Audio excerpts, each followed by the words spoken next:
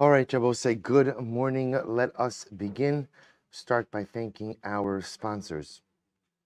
To thank our Talmud Torah sponsors for the month of Iyar, Yona Shushie Ehrenfeld, in loving memory in the Zich Nishmas, Yona's grandfather Yosef and Shmuel Aron, Marc Karstaedt in memory of his mother Chana Bat Shraggai, and a week of learning, the Kiwi family, in honor of all of the men who attended the Shiva Minyanim, in memory of Mr. Kiwi Zichron Lebracha. We hope that in the merit of our Talmud Torah, all of the neshamos will have an aliyah and the families a nechama. Well, so with that, let us begin. So first of all, thank you to Bakam and Akiva Kovacs, to Rabbi Richter for giving the shiur for the last few days. And today we begin a new Mishnah, a new Sugya, an incredible new Sugya. Today's daf is Yudalid 14, and we are picking up Emirat Hashem at the Mishnah. So remember again, although interestingly enough, in the first 13 blot, remember how the Masechta started. Right? The Masechta started with the notion that we sequester the Kohen Gadol for 7 days prior to Yom Kippur. Right? That's the idea. We go ahead, and the understanding, of course, was to ready him for the avoda of Yom Kippur. Interestingly enough, of course, as you noticed over the last 13 blot, we spent virtually no time discussing how that preparation actually took place, because he kind of got not sidetracked, but we kind of went on to a variety of related topics. Now the Mishnah is coming back to the original theme. So we sequester the Kohen Gadol. So why are we sequestering? Obviously to prepare him. Now we get into the nitty-gritty of how we prepare the Kohen Gadol. So says the Mishnah, Kol Shivas Hayamim, all 7 days that the Kohen Gadol is sequestered, who's Zorek es Hadam Umaktir es HaKetores. He would go ahead and do the Zrika, sprinkle the blood, and offer up the Ketores. So we'll say, which blood? If you look at Rashi, who's Zorek es Hadam, Shel Tamidin. He would go ahead and sprinkle the blood of the Tamid. So we'll remember again, there are two Tamidin, Tamid Shal Shachar, Tamid Shal Ben Arbaim, a morning Tamid and an afternoon Tamid, and the Kohen Gadol would take upon himself not take upon himself, but part of his training was to go ahead and do the blood service of the Tamidin for both the morning and the afternoon. Furthermore, Maktir Saktoras, he offers up the Ketores, Umetiv as Haneros. And what does he do? Now, say Metiv as Haneros literally means prepares the Neros. Now, what does this mean? If you look at Rashi again, Metiv as Haneros, Medashin min efer hapsilos shakavu. So we'll say the first step in menorah preparation is going ahead and removing the ash. Remember again, the menorah would burn, the wicks would burn, and they would leave ash inside of the receptacles and the cups of the menorah. So first step, meitiv as haneros, would be the Kohen would clean out the cups of the menorah. I forgot. A special thank you to Dr. Ron Gartenhouse for dedicating the breakfast this morning. In Lezech Lilu Nishmas, his father, whose yahrzeit was yesterday, Hachazan Uri Lipa ben Baruch. We hope that in the merit of our Talmud Torah, in the merit of all the brachas, the neshama shtav and aliyah, the family in Nechama. And thank you very much, Dr. Gartenhouse. Shkoyach. I'll say also a very special thank you to Saeed. I don't know what time Saeed got here this morning to start doing this, and he gave up of his sleep. He also gave up pretty much of his shachris and everything else to go. And now he's learning to be able to provide us all with breakfast. So when you see him, just make sure to give him a very hearty yasher koach. All right, so the Mishnah goes on. Umaktir es haktoras, and he offers up the ketores. Umeitiv es haneros, and he goes in and cleans out the ash of the mizbeach. So in that same Rashi of the menorah. So in that same Rashi of umeitiv es haneros. So once again, umedashi min efer hapsilo shakavu, he cleans out the ash of the wicks which burned in the menorah. V'chein kol yom v'yom mativin baboker. Every single morning they would clean out the ash from the receptacles of the menorah. The Rashi goes on, Shenemar baboker ve'tivo as haneros u'v'chol yom maktirin kitoras behechol pras b'shachris u'pras ben arbaim. Also, because the very next statement in the Mishnah, the previous statement was maktirin sakitoras. Remember again, the Ketores service itself was split up into two parts, part in the morning and part in the afternoon. So pretty much you have the Kohen Gadol doing all of the various, we'll call it avodos, daily avodos in the Beis HaMikdash. Umakriv es harosh, ve'es haragel, and he goes in and offers up the head as well as the hind leg of the carbon tamid. So I'll say, this is what the Kohen Gadol is doing all 7 days. So just so you appreciate what's happening over here, what the Mishnah is describing is the daily service in the Mikdash. So whereas normally what would happen, this would be divided up. Remember again, we've spoken about this many times.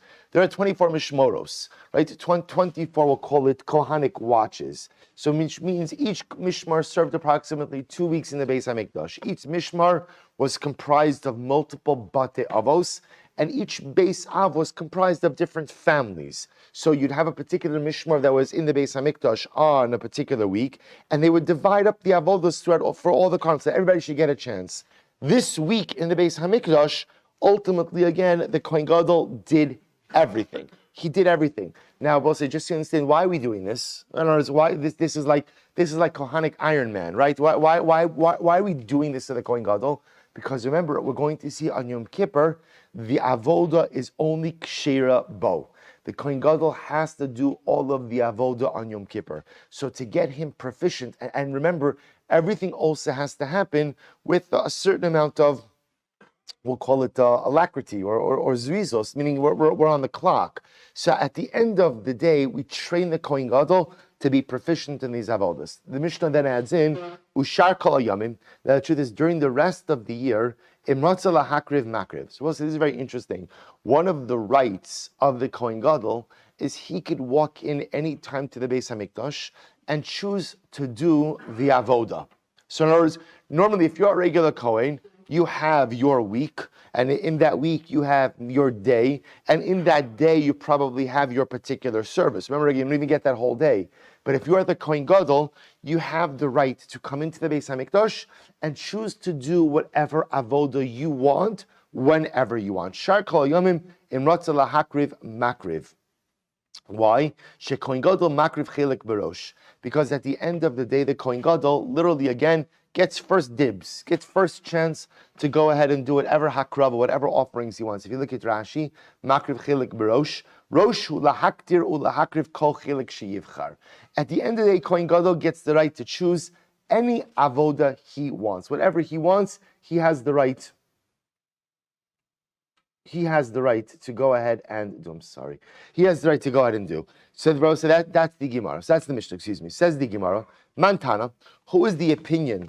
First of all, take a look at Rashi. I'm sorry. Benotel Chelko, Rashi says over here, Mani Yafe Sheyivchar. I'm sorry. Note Chelko bechalukas achilas kachim berosh Mani Yafe Sheyivchar. So I'll say, interestingly enough, not only does the Kohen Gadol have the right to come in and to go ahead and choose to do any particular avodah he wants, he also has the right to choose whatever Kohanic portion he wants. So again, we'll say it's good to be king, right? So the Kohen Gadol is the king, so he could come in and pretty much do any avodah he wants, also choose any portion he wants. Good. So we'll say, says the Gemara, Mantana, who is the opinion reflected in this Mishnah? So I'm Rav Chisda, the Lok Rabbi Akiva. So the Gemara says it's not Rabbi Akiva. Why is it not Rabbi Akiva? The Rabbi Akiva, and I both say this is fascinating. Remember, let's take a step back for just a moment. Because remember, we learned something very important in the previous Mishnah, which was, remember, what are they doing to the Kohen Gadol all 7 days of his preparation? What were they doing to him? They were sprinkling on him waters of para aduma. Right? Remember, each one of the 7 days. Now remember, we established there was a machlokes. Is that because it's necessary? Is it because it's a chumrah? So when we say all 7 days, it's not really a little review. It's not really all 7 days, right? Which day are we not sprinkling the Kohen Gadol? Day number 4, right? And Shabbos. So remember again, the distinction between para aduma and the 7 days of sequestering for Kohen Gadol is para aduma. The Rambam says, what do? You make sure that you begin the counting, right? You make sure you begin the counting so that the 4th day in Shabbos will line up. But obviously for the 7 days before Yom Kippur, we can't control when that falls out. So at the end of the day, again, we don't sprinkle him on day number 4 and on Shabbos Kodesh. But in any event, let's just go with the idea. We're sprinkling the Kohen Gadol all 7 days of his sequestering. So the Mishnah of the Gemara says clearly does not reflect the view of Rabbi Akiva. Because right does Rabbi Akiva say, this is incredible. Di Rabbi Akiva ha'amar tarshanaf la'alav hazat ham aso. Wow. Let's see, Rabbi Akiva holds that if you are tahar and you have been sprinkled with the waters of the para aduma, you become tameh. Dramatic. Well, see, you hear this? Rabbi Akiva holds that aloch l'maisa, if you are tahar and you become sprinkled with the waters of the para aduma, you become tameh. Therefore, Rabbi say the Mishnah This Mishnah cannot reflect the view of Rabbi Akiva. Why not? So let's just talk this out for just a moment. What did the Mishnah just teach me? In a nutshell, what did the Mishnah teach me? Kohen Gadol does everything for the 7 days leading up to Yom Kippur. In order for the Kohen Gadol to do everything, he has to be what? Tahar. Now again, how does that stem with what we learned in the first Mishnah, where we're sprinkling the Kohen Gadol with the waters of the Parah Aduma every single day? So the Mishnah must not reflect the view of Rabbi Akiva, because according to Rabbi Akiva, if you are Tahar and you get sprinkled with the waters of the Parah Aduma, you are Tameh. And if you're Tameh, you can't do the avoda. So therefore, the Gemara just says the Mishnah must not reflect the view of Rabbi Akiva. So the Gemara says, "Di Rabbi Akiva Amar Tar Shnaf Lalaf Hazaaso Tamaso." Rabbi Akiva holds, if you are tar and we're sprinkled with waters of Parah Aduma, you become tamei. So the Gemara says, if that's the case, that you become tamei from the sprinkling of the waters of the Parah Aduma, heichi avid avoda. How would you be permitted to go ahead and perform the avoda all 7 days? Therefore, again, it must be that the Mishnah does not reflect the view of Rabbi Akiva. This Sanya, so we'll say, now let's blow this machlokes open. This is incredible. This Sanya, v'hiza hatar ala tamei. So the pasuk says, when speaking about Parah Aduma, literally the person who is tar will sprinkle upon the tamei. Al hatamei tar va'al hatar tamei. So Rabbi Akiva understands that the pasuk is coming to teach you something very important. When do the waters of Parah Aduma work? When it's v'hiza hatar ala tamei. When someone who is tar sprinkles on someone who's tamei, that makes the person who is tamei ultimately again tar. But if you have ala tar, if you're sprinkling the same waters on someone who is tar, ultimately again that makes them tamei. These are the words of Rabbi Akiva. And I will say the logic of this we'll see in just a moment. The Chacham say no. Ein dvarim halalu amurin ela b'dvarim hamekablin tuma. The Chacham say, Rabbi Akiva, you're dashing the pasuk in the wrong way. And the pasuk is actually coming to teach us, ultimately, again, about sprinkling the waters on something that is mekabel tuma. Now, what does this mean? So let's first go ahead and read in the Gemara, then we'll go back and catch up on some Rashi. So, Mahi, what did the Chachamim say about sprinkling on something that is mekabel tuma? So we'll say this is a fascinating case. Mahi gidisnan. Listen to this. Niskave mahazos ala behema. So we'll say, so let me give you just a word of background with this.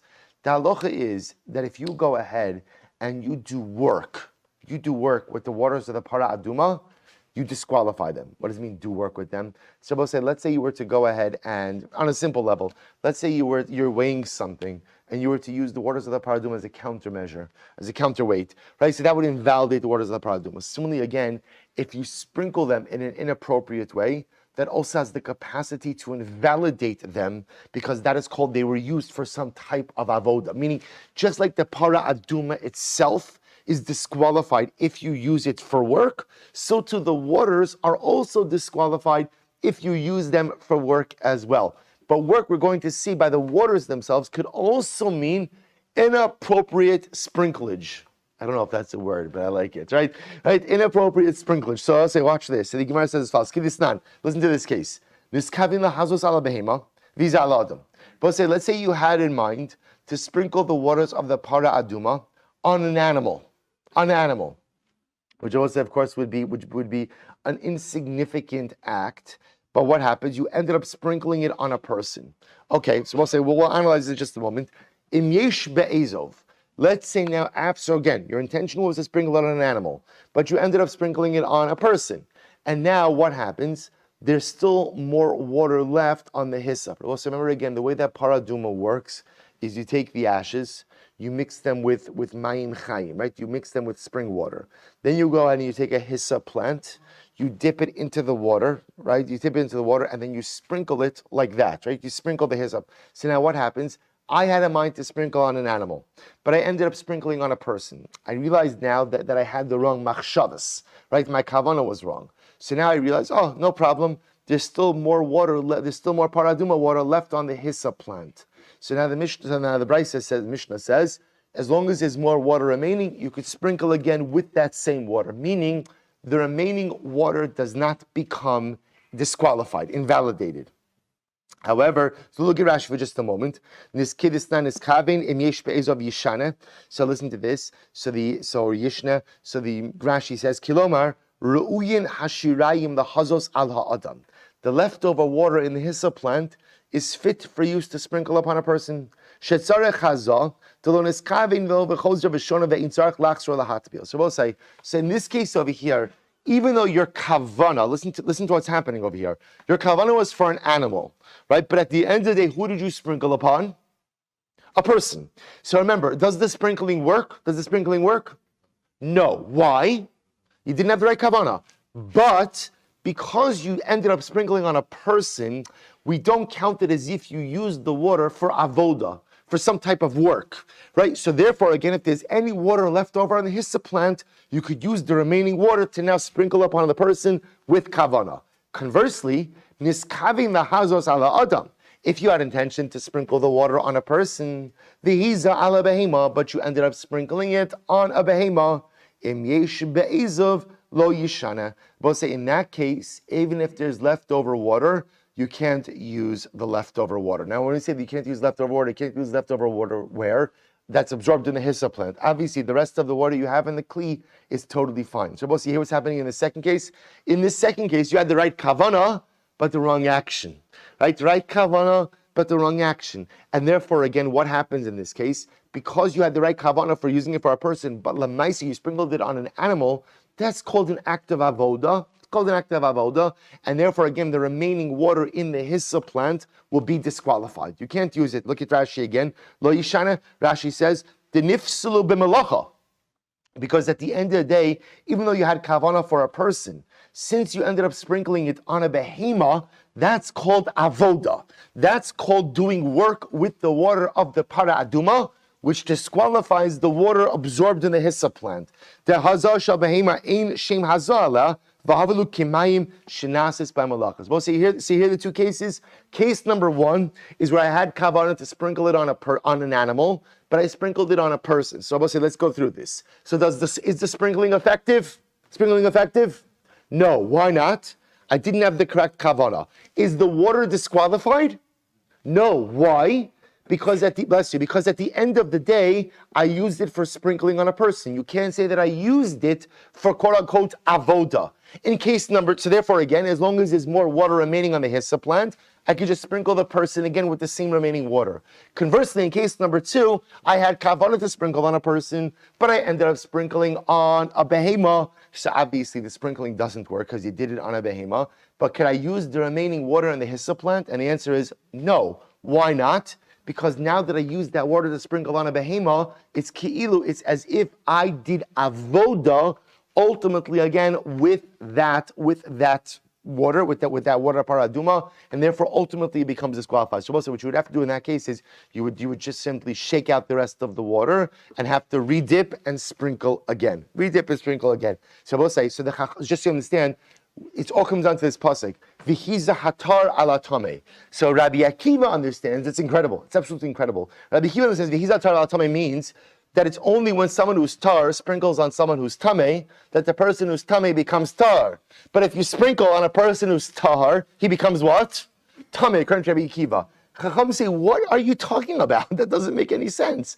V'hiza hatar ala tameh means that the way to use waters of paraduma is when you sprinkle it on someone who has the capacity to become tameh, like a person.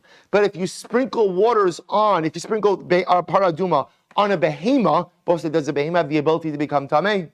No. Therefore, if you end up sprinkling water on the behema, that disqualifies the water because it's treated as if you did work with the water. And if you do work with the water itself is disqualified. That's machlokes. These are atala tanabose. You see something, by the way, an incredible musar in the words of the Chachamim.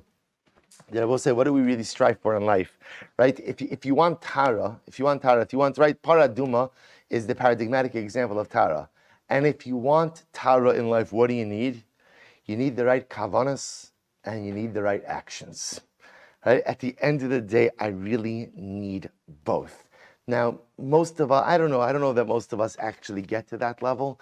I think the place to kind of shoot for, at least initially, is the right actions. Sometimes doing the right thing is the most important thing, even if you're not doing it for the right reasons, the right actions. But sometimes in life, it's good to know ultimately where I would like to get to. even if I'm not necessarily going to get there anytime soon. So the Chachamim say the ultimate paradigm of Taharah is where you have purity of intent and purity of actions. My kavanas are correct, my maisim are correct. I don't just do the right things, but I do the right things for the right purposes. That is the goal to which we all aspire to achieve. Incredible. So the Gemara goes weiter. The Gemara says, "My time with Rabbi Akiva." So we'll say, what's Rabbi Akiva's logic? And we'll say, if you think about it, it still is a little bit of a far cry to say that from the Hiza Hatar ala Tameh, I'm now going to learn that if you're Tameh and you get sprinkled, you become Tar. But if you're Tar, you become Tameh. How does Rabbi Akiva darshan that? So listen to this, because Rabbi Akiva says, "Nichtuv Rachmana v'Hiza Tar alav." The pasuk could have just said that the person who is Tar should sprinkle the waters of the Para Aduma on him. Allah, could have just said that. My ala tame, why does it have to say he will sprinkle the waters on the tummy? I both say it's true. That phrase really is a little bit extraneous. Of course he's sprinkling it on the tummy. Who else is he sprinkling it on? The Gemara says, my ala tame shmamina, ala tame tar, vala tar tame. Ultimately, again, so Rabbi Akiva says the fact that it goes out of its way to tell you the hizra tar la tame tells us that what? It's only when you sprinkle the waters on someone who is tamei that he becomes tar. But if you sprinkle it on someone who is tar, he ultimately again becomes tamei. Incredible. Rabbanan, highly dvarim habekablin tumu da'asa. And I will say the Rabbanan use that phrase as we just mentioned before to teach me the halachas that the waters are only considered to be effective if you sprinkle them upon something that is mekabel tuma, i.e. a person. But if you sprinkle the waters, let's say on an animal, the waters become disqualified because it's ki'ilu, you've done an avoda, it's ki'ilu, you've done work with the waters. So the Gemara says, aval hacha kavachomerhu. So the Chachamim will say, and furthermore, there's a simple kavachomer. What's the kavachomer? Imala tame tahar, ala tar lakol shekain. So we'll say, so the Rabbanan will say back to Rabbi Akiva, come on. If the waters of the paraduma have the ability to make someone who is tameh, tahar, then all the more so they have the ability to reinforce the tahara status of someone who is already tahar. See, okay, so what will Rabbi Akiva say to that? I will say this incredible Rabbi Akiva. So that's a good kavachomer. How would Rabbi Akiva respond? Rabbi Akiva, Hainu dekamar Shlomo. We'll say, remember again, Rabbi Akiva says, you're saying good, but this is exactly what Shlomo HaMelech meant when he said, Amarti, quoting over here the pasuk from Kohalas, Amarti echkama v'hiracholka mimeni. Shlomo HaMelech says, I thought I was very wise, but I realized that wisdom is far from me. So we'll say, so the Chazal Darshan, the Gemara Darshan, that Shlomo HaMelech was saying that particular pasuk regarding Para Aduma. That Shlomo HaMelech, who was the Chacham Mikol Adam, was the wisest man of all time, was able to figure out everything. The one thing he could not figure out, he could not wrap his head around, was Para Aduma. So Rabbi Akiva says, I agree with you, Rabbanan. It's totally counterintuitive, right? It doesn't make any sense. There's something that makes a Tameh Tahar should make a Tahar Tameh. But you know what? Not everything in life makes sense. Or I should say differently, not everything in life makes sense to us. I was saying this is an incredibly important yesod, that the Ribono Shel Olam by design put things into his Torah that leave us scratching our head. Because one of the most important lessons in life is to recognize I don't understand everything. I don't understand everything. Rabbi Soloveitchik speaks about the concept of, I've mentioned this before, of teku in the Gemara. So the Rav says, why does the Gemara have to end with teku? Right? Think about this for just a moment. Chazal couldn't work it. Rabbi say, you know, by the way, whenever a sugya ends with teku, right? Is there halacha l'maisa based on a teku? Absolutely. In other words, you still have to know what to do, right? In other words, when there's a machlokes and the Gemara says teku, you'll still find something quoted in the Rambam, or you still find something quoted in the Shulchan Aruch, because you have to know what to do at the end of the day. So the Rav says, so why does the Gemara end off with teku? So the Rav says so beautifully, because Chazal were teaching us an incredible lesson, that you have to learn to live with unanswered questions. You have to learn to live with unanswered questions.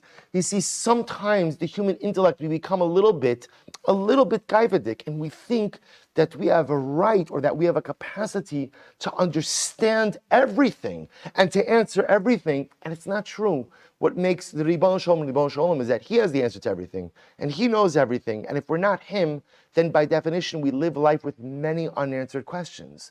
We live life with many tekus, and that's part of our avoda, to accept, does everything have an answer? Of course. but not necessarily comprehensible to us. Does everything make sense? Of course, but just not necessarily to us. And part of our avoda as Jews is to learn to live life with unanswered questions. Part of our avoda as Jews is to learn to accept the fact that I'm not going to understand everything, that not everything makes sense to me, but my Emunah tells me that the Ribono Shel Olam runs the world. And even though I don't understand it, I accept it because I know that it comes from my Father. I know that it comes from the Ribono Shel Olam. So even Shlomo HaMelech, the wisest of all men, had to say, Amarti achkama, I thought I was so smart. V'hi rechoka mimeni. By the way, it's incredible. If the smartest of all men makes that statement, right, then imagine how often we have to recite those words as well. Amarti achkama, I thought I was so wise. V'hi rechoka mimeni, but I recognize that I really know very little in this world, but I'm okay with that. So you both say, that's the chap. I'm okay with that. I could live with teku. I could live with questions. I could live without understanding things because I know that the Ribono Shel Olam has got it. Even if I don't understand it, He's managing everything, and that's enough for me to go through life. And I will say, let's tell us one more thing, then we'll go on, which is you don't have to have all the answers in order to be successful in life. This is incredibly important because you see people often get sidelined by profound theological or philosophical questions or quandaries. If I had to have all the answers in order to be successful, then I would have all the answers. I don't need all of the answers in order to be successful. Whatever my shlichus is, people think it's just Chabadniks who are on shlichus, right? Everybody's on shlichus, right? So I will say, so whatever my shlichus is in this world, I don't need all of the answers in order to be able to be successful. Because if I needed it, I would have it. If I don't have it, then by definition, I don't need it. So let's go right there. So the Gemara says, so the Rabbanon, what do they do with this pasuk? Listen to this. Lemaza ulemazan alav tar. So I'll say this. The Rabbanon say, you're right. There are many enigmatic pieces of para aduma that defy comprehension. For example, the fact that the person who sprinkles the water and the person who gets sprinkled on, we'll narrow this in just a bit, are tar, v'nogea bahem tameh. Yet if someone touches the waters of the para aduma, you become tameh. So the Gemara says, what? Umaza tar, is that true? The person who sprinkles the water is tar? V'aksiv. But the pasuk says the one who sprinkles the water has to, we'll say, literally means launder. He has to immerse his clothing, which means he becomes tameh. So my maza, no. When we said maza, what does maza mean? Nogea. It means ultimately, again, one who touches the water. Vaksiv maza, vaksiv nogea. But the Torah says explicitly that the one who sprinkles and the one who touches the water both become tameh. So the Gemara says, va'od, furthermore, again, the maza requires immersion of clothing. The nogea doesn't. Ella, my maza. So we'll say, what does it mean when the pasuk said maza? Oh, I'm sorry, when the Rabbanan said maza?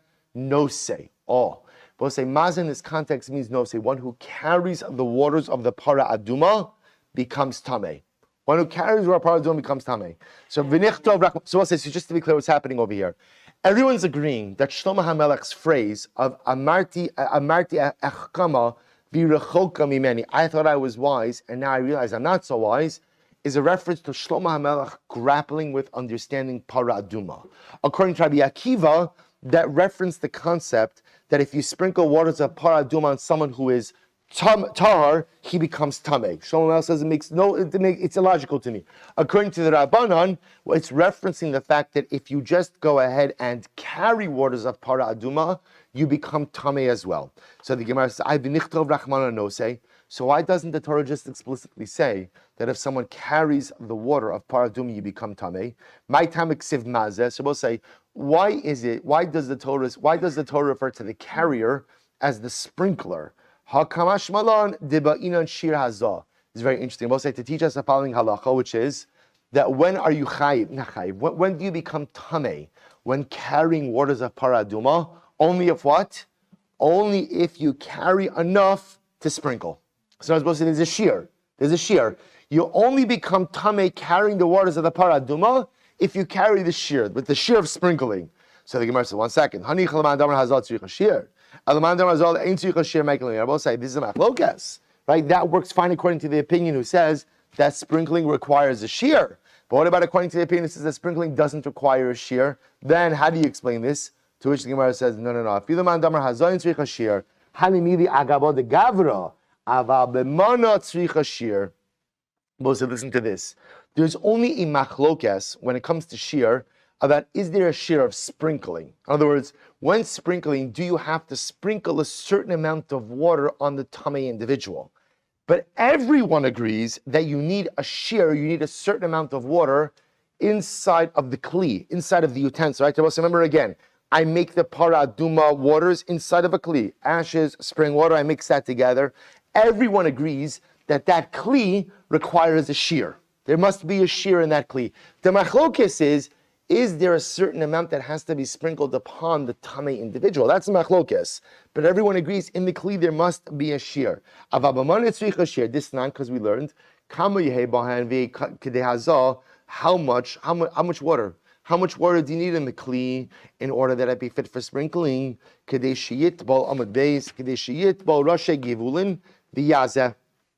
Ultimately, we'll say enough to go ahead and dip in the tips of the hyssop plant, right, and then be able to sprinkle it. So we'll say, so that has to, so you have to, everyone agrees that in the kli itself, there has to be at least enough water that you could dip in the hyssop plant and then go ahead and sprinkle it. And there's a machlokes. Do you have to sprinkle a certain amount of water upon a tummy individual or not? Good. So the Gemara says, Abaye Amar, Afilu Tim Rabbi Akiva. So we'll say, now let's loop all the way back. Remember, how do we get into this whole discussion over here? The Mishnah told us that the Kohen Gadol is doing the avoda, the daily avoda, each and every day of the 7 days, right? That was the point of the Mishnah. Then the Gemara just said, by the way, the Mishnah must not reflect the view of Rabbi Akiva. Why not? Because remember, what did we learn previously? That the Kohen Gadol is being sprinkled with the waters of the Para Aduma each and every day. Well, according to Rabbi Akiva, if you're tar and you get sprinkled by the waters of the Para Aduma, what happens? What happens? You become Tameh. So the Mishnah is not reflecting the view of Rabbi Akiva, which we will say is fine. It can be reflecting the view of the Rabbanan. That's okay. Then we got into a whole discussion regarding Para Aduma. The Gemara says, now we come full circle. Abaye Amar, no. Afilu Tim Rabbi Akiva. Not true. The Mishnah works even according to Rabbi Akiva. But 1 second. How could the Kohen Gadol then go ahead and be sprinkled with the waters of the Para Aduma and still do the avoda each and every day? This is incredible. The Gemara says, the avid avoda kula Yoma. It's very simple. We let the Kohen Gadol first do the avoda of the day. Ulefanya madu aleh, and right before evening, we sprinkle him with the waters of the Para Aduma. V'tavil, he goes to the mikvah. V'avid herav shemesh, and then that night is herav shemesh. And then I will say, so again, this is such a simple answer. See, I will say it's so interesting how we create constructs in our minds. You see, the Gemara was always presupposing that when are you sprinkling the Kohen Gadol with the waters of the Para Aduma? When? First thing in the morning. So Shabbai says, why? It's easy enough to say, what do? Let him do the avodah of the entire day. And I will say, remember again, in the Beis Hamikdash, you weren't working until nightfall, right? Remember again, you're working until when? Right? You're working until before Shkia, before sunset, right? Early before sunset, right? And Tamid Shal Bein Arbayim was usually completed by Mincha Kitana time. So ultimately, again, you were done earlier in the day. So what did they do? After he finishes the avodah, sprinkle him with the waters of the Para Aduma. And even according to Rabbi Akiva, when we say that it makes you tummy, what type of tumah does it confer upon you? Tumah kala. So what do you need to do? Go to the mikvah while it's still daytime, and then what? Herav shemesh, sun goes down, and by the next morning, you're good to go. So you could get sprinkled every day of the 7 days, and it won't impact your ability to do the avoda at all. I will say incredible, which is such a Musa, if you think about it, that sometimes in life we get locked into problems because we only look at life and we only look at situations through one lens. So you're right, meaning if I'm locked in to sprinkling the waters of the Para Aduma in the morning, there's no solution. But if I suddenly realize that the ability to sprinkle the waters of the Para Aduma, who says it has to be in the morning? It could just as easily be in the afternoon. So suddenly, again, it goes ahead and opens up a whole new realm of possibilities. And it's such an incredible yesod in life. This is what Stephen Covey calls a paradigm shift, right? That sometimes, again, we get locked into seeing the world and we get locked into seeing ourselves in a certain way. So when life is locked in, when I'm locked in, the pieces could only be moved so much. But if you find the koach to experience a paradigm shift,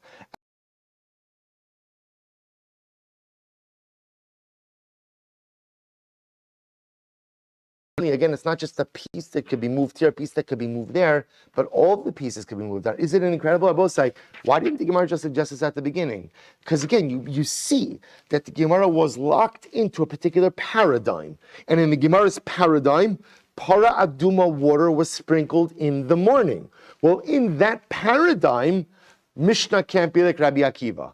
Comes along Abaye, and Abaye says, let us together experience a paradigm shift.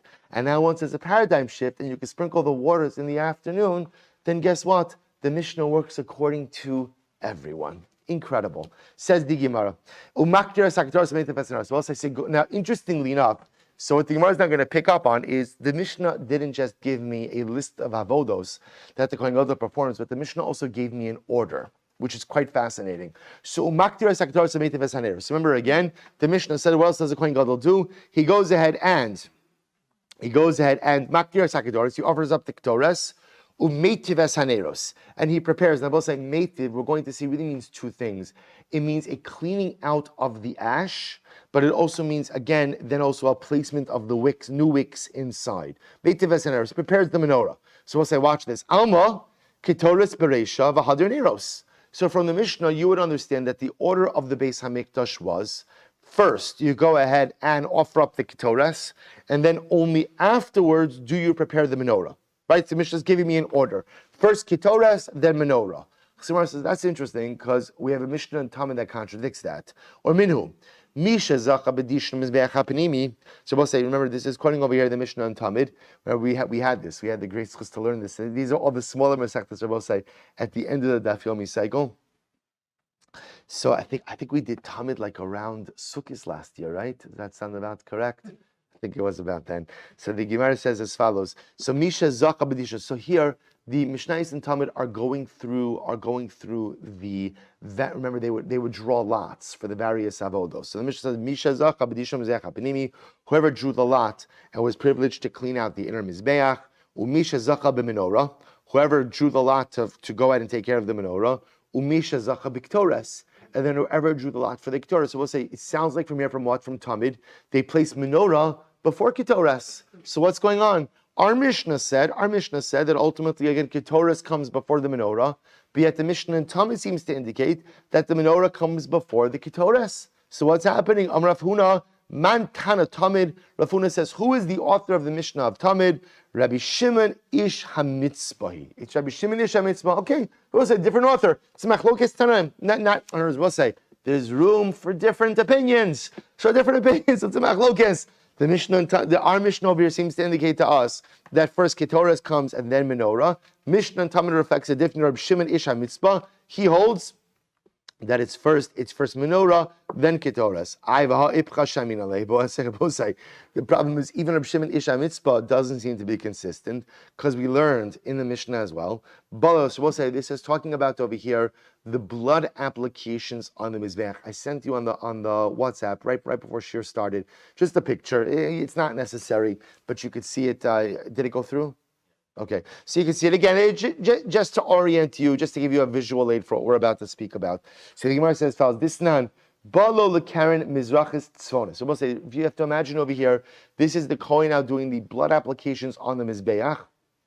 So he's walking around the top of the mizbeach. So what happens? He comes to the northeast corner. No sein. He goes ahead and he does the blood application. No sein mizrach tzvona. Ma'aravis deromis. He comes ultimately again to the southwest corner. No sein ma'arava deroma. He places the blood on the southwest corner. The Tani Allah, and we'll say it was stated on this Mishnah. Rabbi Shimon ish HaMitzpah Mishana. Rabbi Shimon ish HaMitzpah, he changes the order. He changes the order of the blood application. Mishana b'tamid mizrachis tzvonis. No, say mizrachat tzivona. So he agrees that when the Kohen goes to the northeast corner. He does the blood application on the northeast corner. Ma'aravis Duromis, when he comes to the southwest corner, Rabbi Shimon HaMitzpah ultimately again divides it up now into two applications. No sin Ma'arava. First he does one application in the west, and then he goes ahead and he puts it in the south. So what the Gemara is picking up on over here is the fact that Rabbi Shimon HaMitzpah is listed as a disputant in the Mishnah indicates to us what? He cannot be the author of the Stam Mishnah. Right? Remember again, here's our problem. Not a problem, it's a challenge. Our Mishnah seems to indicate when listing the Avodos that first comes Ketores and then comes Menorah. The Mishnah in Tamid says first comes Menorah, then comes Ketores. So we wanted to resolve it. It's not a problem. The Mishnah in Maseches Tamid reflects the view of Rabbi Shimon HaMitzpah. It's just another Tana. The Gemara says that can't be. Because Rabbi Shimon HaMitzpah is identified as a disputant in the Mishnah, which means he can't be the author of the Stam Mishnah if he is listed as a disputant in the Mishnah. So how do we reconcile the two Mishnayos? Rabbi Yochanan, man Tana Seder Yoma, Rabbi Shimon Ish HaMitzpah. Oh, no. The Gemara says, no. What I meant to say is like this. Who is the Tana of our Mishnah in Yoma? Right? We'll say, who is the Tana of our Mishnah in Yoma, which says that the proper order is Ketores and then Menorah? That's Rabbi Shimon HaMitzpah. Rabbi Shimon is not the author of Tamid, of Mishnah and Tamid. He's the author of our Mishnah and Yoma. The Rami Seder Yoma said, we'll say, here's the problem. Even in Yoma itself, we have a steer, we have a contradiction. Why? What happened in Yoma? Listen to this. We'll get to this a little bit. Where is this? Look, come on, Chav Hey. We'll see this in just a couple of days, 10 days from now. This Nan, listen to this incredible Gemara. This Nan, Payis Hasheni. So we'll say the Gemara over here, we'll get to this a little bit later on. Part of the exciting part of Maseches Yoma, I will say, is we're going to get into the avoda. Now, I know when sometimes we get a little bit scared off by these kind of things, avoda, karbonos, tumatara, like you start to shake and get nervous. They'll say, no, this is beautiful because this is going to give us a window into how the Beis Hamikdash was actually run. So watch this. So this nan, hapayis hashen. So we're going to see they would draw lots for all of the avodos. They would draw lots. So Payis Hashem, the second lottery, was done to determine what? Mi Shochet, who does the Shechita. We'll say this is of the Tamid. Mi Zorek, who does the Zrika. Mi Medashem Mizbeach HaPanimi, who would clean out the ash from the inner Mizbeach. So we'll say this was the Mizbeach HaGitaros. But I'll say I just want to point out something amazing. If you notice, they're essentially going ahead and drawing lots for what? Who gets to take out the garbage? Right? Mi medashim izechnin, which will say teaches us such an incredible lesson that when it comes to serving, not just in the Beis Hamikdash, when it comes to serving in a kehila, in a shul, in a community, a person should never think that anything is beneath them. It is an honor to serve.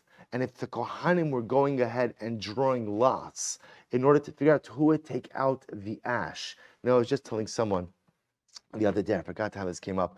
Rabbi Price, Zichron Livracha, was the previous Rav in the shul. I never had the opportunity to meet him, but I was told on a number of occasions that on Sunday mornings he would put the lettering. There's a box, and if you're right in front of the shul. So it used to be they used to put up mincha before websites and things like that. So they put mincha, whatever, and you wanted to know what time davening was. You would drive by, you'd slow down, you'd stop your horse and buggy, and you'd go ahead and you'd look on the thing. So if someone told me that Rabbi Price, Zichron Livracha, used to go ahead and do that every Sunday. And I'm sure it wasn't because they weren't, I'm sure other people could have done it also. But I'm sure it was modeling some type of idea that when it comes to service of a kid, when it comes to service in a community, person should never think that anything is beneath their dignity. If the Kohanim are going ahead, and literally, remember, it's ash, so they're drawing lots to figure out who's going to take out the ash, modeling for us. So we have to look at when you have an opportunity to work, whatever level of involvement, a shul, a school, a Jewish work, whatever it is, nothing is ever beneath us. It is a privilege to serve. It is a privilege to build. So the Payis Sheni, the second lottery, Mishochet, Mizorek, Mimedashin Zecha Panimi, Umimedashin is HaMenorah. And ultimately, again, who cleaned out the menorah? Umimala Evarim.